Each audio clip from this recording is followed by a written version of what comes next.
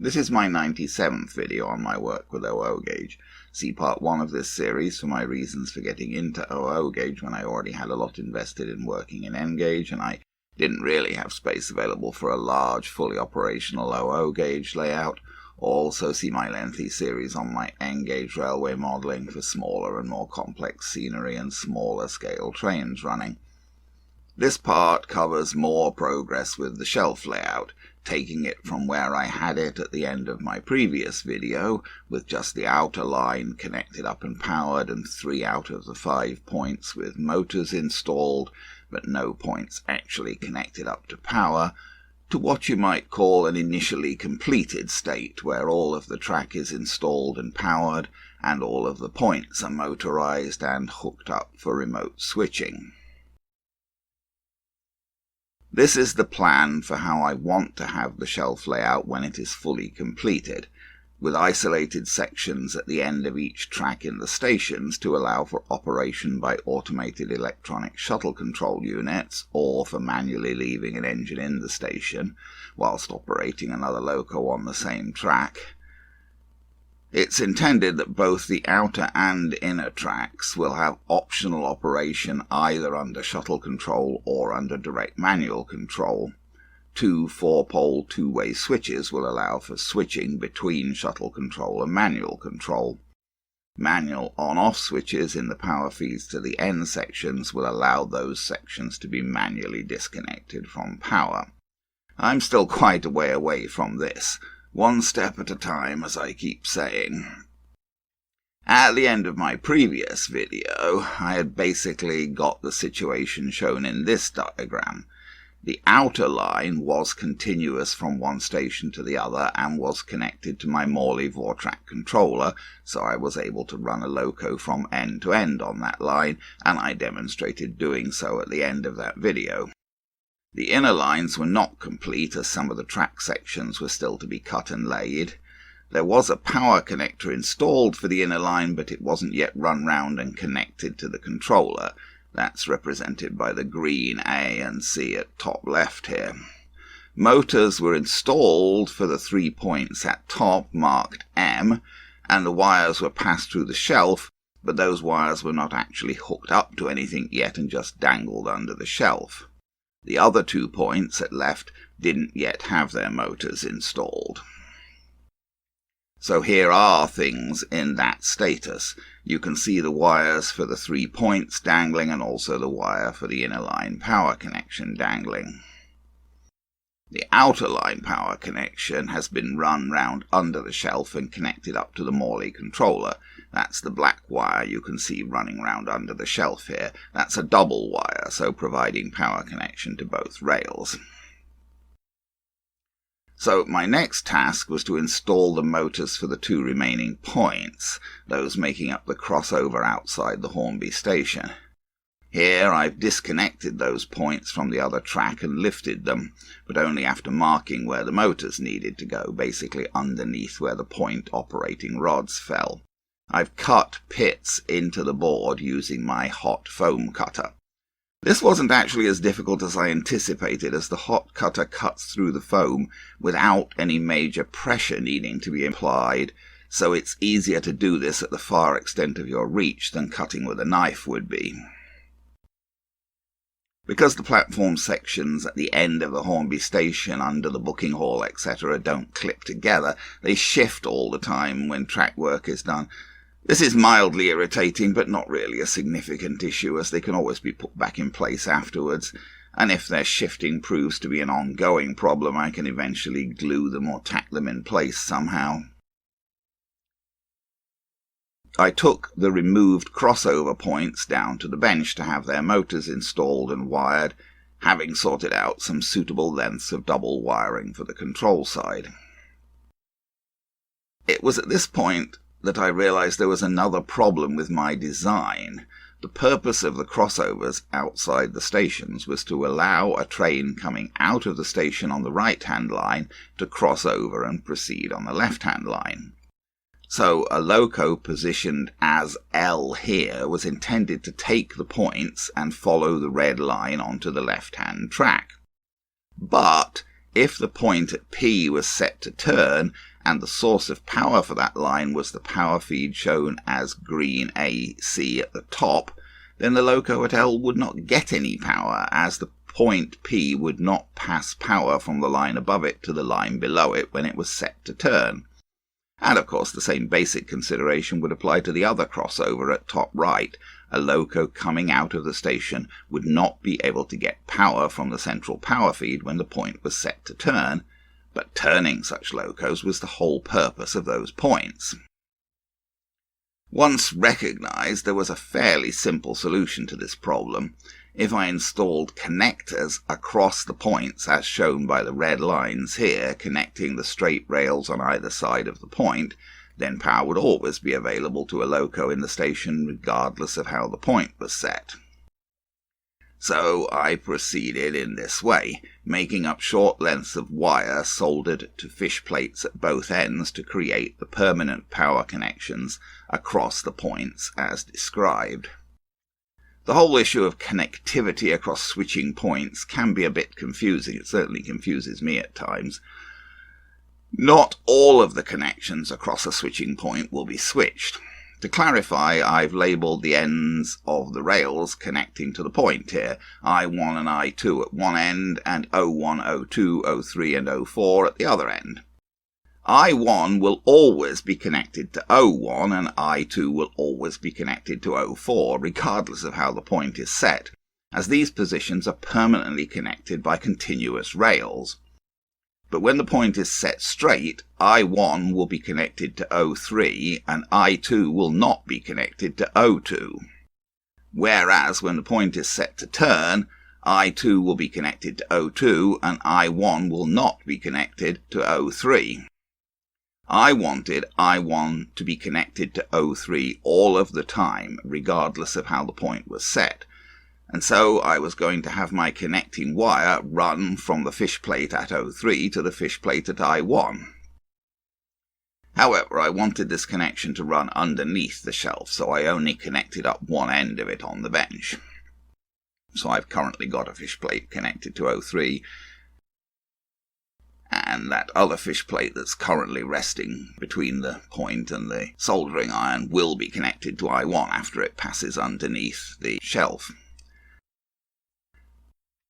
Having done that, I proceeded to connect the motors to the points and then to solder wires to the motors, separate switching wires to one side and common permanent connections to the other side. The switching wires are at top here, having just been soldered.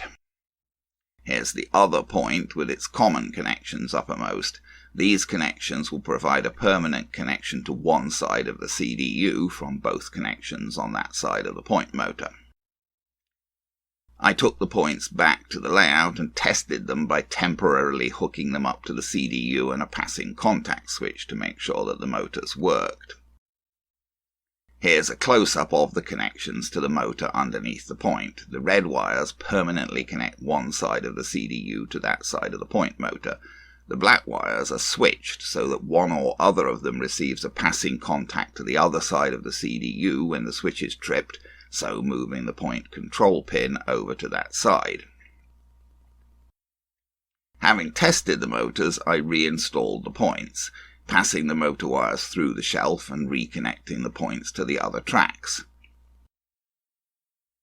For the point with the power bypass, I passed the wire from the fish plate down through the shelf, then up through a hole at the other end, so the fish plate on the other end of the wire could be used to connect the point at that end, so completing the power bypass.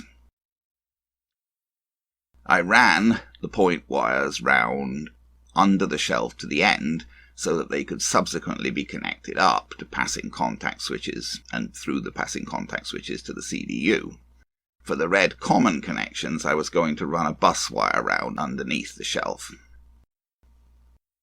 I labelled the ends of the point control wires as I ran each of them round to keep track of which wire would control which point. I also needed to install a power bypass for one of the points on the other crossover. I'd previously installed the motor for this point before I realized about needing the power bypass. Here you can see that I've disconnected the point and made holes through the shelf at either end using my hot cutter. I've soldered a length of wire to fish plates at either end to make the bypass. Then I connected the fish plate on one end of the wire to one end of the non-continuous straight rail of the point, then passed the wire down through the hole in the shelf, then up through the hole at the other end of the point, so now I'm ready to connect the fish plate on that other end of the wire to the other end of the point, completing the power bypass. And then I reconnected all of the rails. Note that the connections between the 2 points of the crossover are made with plastic isolating connectors so that the 2 power control zones will never be cross-connected. Next, I proceeded to install the remaining track sections.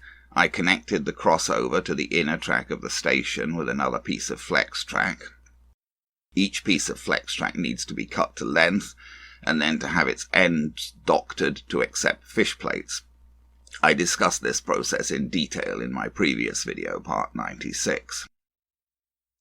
I installed further lengths of flex track to run the branch from the inner line down from the corner to the station. Finally, the very last piece of flex track that I needed to install was to bring the branch line along the outside of the platform down to the end of the station. Here I'm measuring and marking the length that I will need so that I can cut the flex track. And here that last piece of rail has been cut to length, has had one end doctored to accept fish plates. Then I've connected it up to the other track, and I've installed a buffer on the end of the terminating track. Having completed the installation of the track, I needed to complete the preliminary installation of the wiring. I ran a bus wire from one side of the CDU in the Morley controller round underneath the shelf. That's the heavy red wire here. I used screw connectors to connect the common wires from the point motors into this bus. I used a wire stapler to put wire staples into the wall to hold wires somewhat out of sight, because I didn't want them dangling down onto my Hornby layout underneath. Here you can see the CDU common side bus running from the end of the shelf to where the first set of points connects in. That bus wire then continues round the corner under the shelf. Not very tidy, I'm afraid, but this is about the best I could manage. And finally, the common side wires of the other points connect to the bus, except that I've missed connecting one here, the red wire that's still dangling, but that was a mistake, which of course had to be rectified later. Here's the screw connector at the far end of the bus, with the point common side wires connected to it, except for the one that I missed. Next, I needed to connect up passing contact switches to control all of the points. I had bought Pico passing contact switches and Pico points and point motors. The Pico passing contact switches turned out to be a bit of a pain. The Hornby passing contact switches are simpler and frankly a better design. When you connect several of the Hornby switches side by side, they automatically plug into each other and pass their central connection, so you only need to connect the CDU up to them with one wire. No such luck with the Pico switches. They just have completely separate connections for each switch with no built-in way of connecting them together. So I needed to connect the other CDU connection on my controller to 5 separate Pico switch connections. To do this, I made up a wiring harness with one wire coming in connected to 5 wires at the other end, each fitted with a connector to push onto the connecting tab of a Pico switch. Here you can see those 5 wires connected to the Pico switches. The switches are installed in the little rack that Pico sell for the purpose. Fitting the connectors to the tabs was tricky. As the connectors came, I couldn't get them onto the tabs. I guess because the tabs were a bit fatter than what the connectors were designed to fit to, so I had to use a small screwdriver to open them up a bit. But of course if I opened them up too much, that would make them loose and they'd just fall off. So getting them so that they would push on and stay on was a constant compromise with quite a few setbacks. Here are the connections to the CDU of the Morley controller, which is on the left connector. The right connector is for the track power control. The red bus wire is connected to one side of the CDU, and the wire from the wiring harness for the switches is connected to the other side of the CDU. Next, I had to connect all of the control wires from the point motors to the Pico passing contact switches. Here are the wires that I had previously passed round and labelled, a double wire from each point to throw it one way or the other. I split each of those double wires, stripped the ends and fitted connecting tabs. I bought special ratcheted crimping pliers for fitting these connectors. They're worth it, as they make a much simpler and better job of fitting the connectors than trying to do it with regular pliers. Once fitted, as previously noted, I had to open out each of the connectors a bit with a small screwdriver to get the connector to go onto the tab on the Pico switch. Here you can see the 5 Pico switches with all of the connections made, although a couple of them fell off afterwards and had to be adjusted and refitted. Another complication in making these connections was that I didn't want the assignment of the switch positions to be random. That is to say, I wanted the switches to be consistent. For all of the points, if the switch was in its lower position, I wanted the point to be set straight. And of course, if the switch was in its upper position, the point would be set to turn. To achieve this, I had to attach the connectors from a point, turn on the CDU, flip the switch a couple of times, then check which way the point was set. If the point was set the wrong way, then everything needed to be turned off and the connectors from the point needed to be taken off and put back on the other way round. This process had to be followed for each point. At this point I ran into another problem. One of the points in the near crossover wouldn't operate properly. When I installed the motor under the point, I hadn't got the control pin properly inserted into the hole in the point control rail where it's supposed to go. Getting that pin into the hole properly is quite tricky to do. So I had to disconnect the point, slack off its wires, pull the motor out of the shelf, and reinstall the motor to the point, this time getting the control pin properly inserted into its hole. I do not pretend to find this stuff easy. Getting the track points and wiring for this layout installed has been quite a struggle, especially given the awkward positioning of much of it so that I have to lean right across my existing Hornby layout to get at it. Finally, for now at least, I made a primitive little plywood shelf for the Pico switch rack so that I could attach it to the side of my existing Hornby layout and have a reasonably convenient way of operating the points, which did now all test out okay. Eventually, if I complete my original design, there will be a lot more controls for the shuttle operation and for manual isolation of the station end sections, so I'll need to have a quite complex control panel, and perhaps the point switches will get integrated into that. I'll have to see. One step at a time, as I keep saying. This is where I've now got to currently diagrammatically. All of the track is laid. There are power connectors allowing power control of both inner and outer tracks from my Morley controller. All of the points are motorized and remotely switchable. The inner point of each crossover has a power bypass so that locos coming out of the station will still have power even when the point is set to turn. That's as far as I've got. Next step with respect to track and wiring would be to create isolated sections at the end of one rail of each track in the stations and lay in separate power feed wires to those isolated rail sections.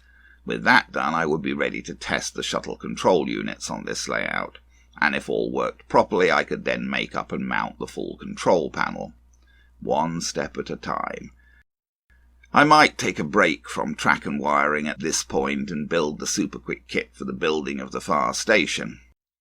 Anyway, now I'll try to make a little running video showing the layout as it is so far operating. Okay, so I now have sort of a complete shelf layout.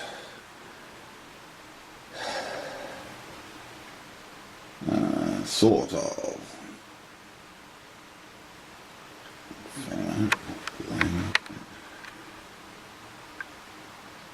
There's no station building at that end, although well, there's very little in the way of, there's no scenics or scenery, but there's track, there's the crossover, there's the point to the branch, And there's another crossover there and back to this station, which now has 3 lines going into it. Now, this should all work. I say should. I've not actually really proved that it all works yet, and we've also got a point control, a primitive point control set up here. And the points should all be straight now, if we're lucky. I don't know, really, I really don't. So you can zoom this thing slowly if you're very careful, but I do not know how. I just don't have enough hands to do this. This is the problem. I mean, I've got 2 remotes in my other hand, but I mean two Morley remote controls, but I can't operate both of them. The train is on the inside line at the moment, which is track 4, so that should be this controller, I think. Famous last words. Whoops, yes it is. Oh, and that is, of course, because that's going, we want to be going on the left. That's going forwards is from right to left, as you see it here. Whereas with the outside line, forwards is from left to right. Okay, famous last words. So let's give a little reverse power.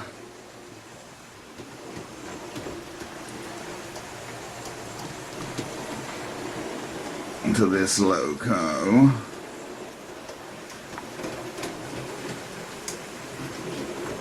And we can take him into that station, and we'll stop him there before he goes right in. Now, suppose we try and throw that point. See, I really cannot film this properly, but whatever. Where are we? Okay. There we are. So that should have thrown that point.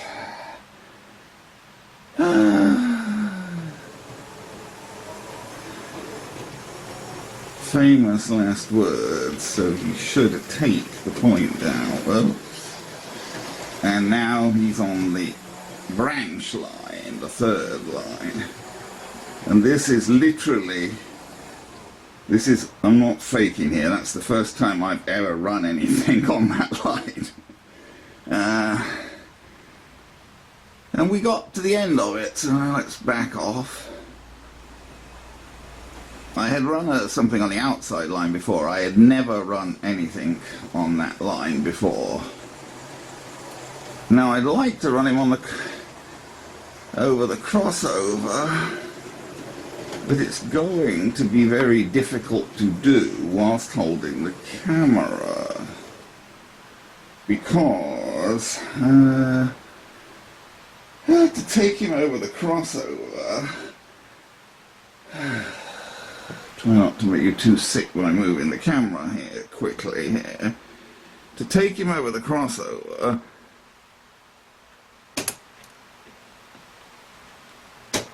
I'd have to set those 2 points, but then the problem is he's going to be crossing over from one power zone to another.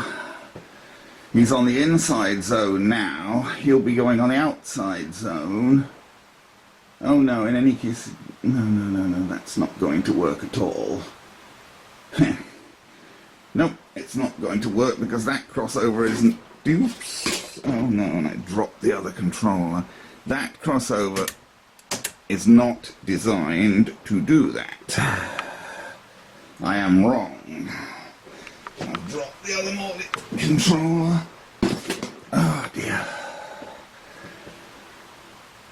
No, that crossover is designed to cross over somebody on the outside line to the inside line, not vice versa. So if I want to cross him over, I have to take this other crossover, that crossover there, which of course I can't do if he's on the branch line.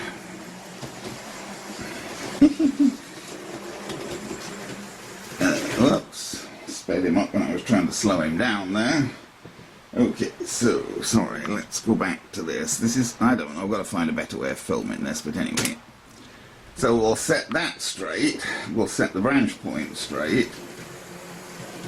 Right, so now he's on, well, the middle of the three lines, which is still the inner line, but it's the main part of it rather than the branch. Now it is theoretically possible to cross him over to the other line by setting those 2 points. Set one I didn't mean to set there. But he's going to be going backwards on that line, and he's going to end up going forwards on the outer line. Oh dear. See, I've got too many things. Whoops. So I'm putting sort of half forward power on the outer line. Now let's try and take him backward. Now I've got to switch hands. Sorry. There we go, we did it. I'm sorry, I'm afraid you probably couldn't see me doing it much, but because I had to dip down and put one controller down and pick the other up, I gotta find a way of doing this better. But anyway, he's now on the outer line. Oops, because he'll go back onto the inner line if I don't, because I've got the crossover set, so now I have to stop him there for a minute, because I've got to go back and set the crossover back. And he's going backwards on this line, basically, because although it's forwards for him, that's the backwards direction for that line, because that line really goes the other way. Well, I don't know how much of that you could see, but, you know, it's considerable progress. I mean, we've still got a long way to go, really, in that, you know, there's no isolated zones at the ends, there's no shuttle, which is all meant to be part of this, to say nothing of, you know, lack of scenics and lack of building in the other station and whatever, but that's a, you know, that's a different matter. But nevertheless, we've come a long way. We do in fact have a working shelf layout now, and it does appear that it is possible to drive, you know, to navigate and negotiate all the points and to drive to every point on every track on the layout. Albeit we don't have, you know, the isolated sections at the ends with their separate power feeds and the shuttle controls and things yet, which is going to involve quite a bit more complexity.